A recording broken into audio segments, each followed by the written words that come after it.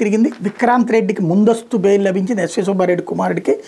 Kakinada seaport వాటాల బదిలీ వ్యవహారంలో ఎర్రంరెడ్డి విక్రాంత్ రెడ్డికి హైకోర్టులో భారీ ఊరట లభించింది. ఈ కేసులో ఆయనకు హైకోర్టు ముందస్తు బెయిల్ మంజూరు చేసింది.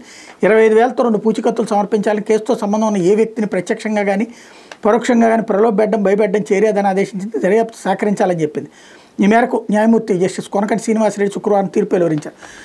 తనను బెదిరించి పోర్టులో వాటాలను అరబిందో సంస్థ కొనుగోలు చేసిందంటూ చంద్రబాబు సన్నిహితుడు పోర్టు ప్రమోటర్ కేవీరావు ఇచ్చిన ఫిర్యాదు మేరకు సిఐడి నమోదు చేసిన ఈ కేసులో ముందస్తు బెయిల్ కోర్టు విక్రాంత్ రెడ్డి డిసెంబర్లో హైకోర్టులో పిటిషన్ దాఖలు చేశారు. విక్రాంత్ రెడ్డి తరపున సీనియర్ న్యాయవాది టి నిరంజన్ రెడ్డి, సిఐడి తరపున అడ్వకేట్ జనరల్ దమ్మాలపాటి శ్రీనివాస్, కేవీరావు తరపున సీనియర్ న్యాయవాది పోసాని వెంకటేశ్వర్లు సుదీర్ఘ వాదనలు వినిపించారు. అనంతరం తీర్పు రిజర్వ్ చేసిన న్యాయమూర్తి జస్టిస్ శ్రీనివాసరెడ్డి శుక్రవారం తన నిర్ణయాన్ని ఇచ్చారు. 4.5 ఏళ్ల క్రితం ఘటన జరిగితే ఇప్పుడు ఫిర్యాదు చేశారు.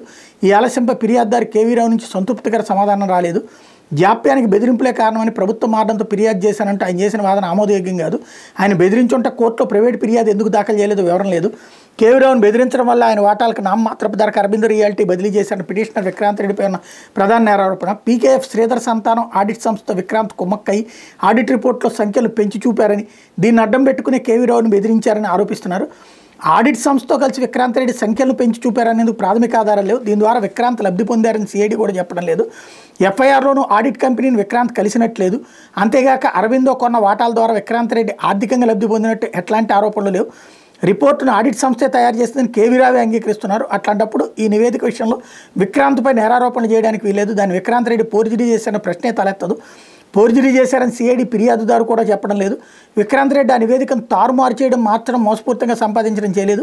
అందువల్ల ఆయనకు సెక్షన్ 464 వర్తించదంటూ జస్టిస్ శ్రీనివాసరెడ్డి స్పష్టం చేశారు. 2024 సెప్టెంబర్లో తాము ఇచ్చిన ఫిర్యాదు ఆధారంగా పోలీసులు ప్రాథమిక విచారణ జరిపారని కేవీరావు చెబుతున్నారు. ఎఫ్ఐఆర్ని పరిశీలిస్తే 2024 డిసెంబర్ 2న కేవీరావు ఫిర్యాదు చేశారు. అంటే అంతకుముందు ఎలాంటి ఫిర్యాదు లేదు.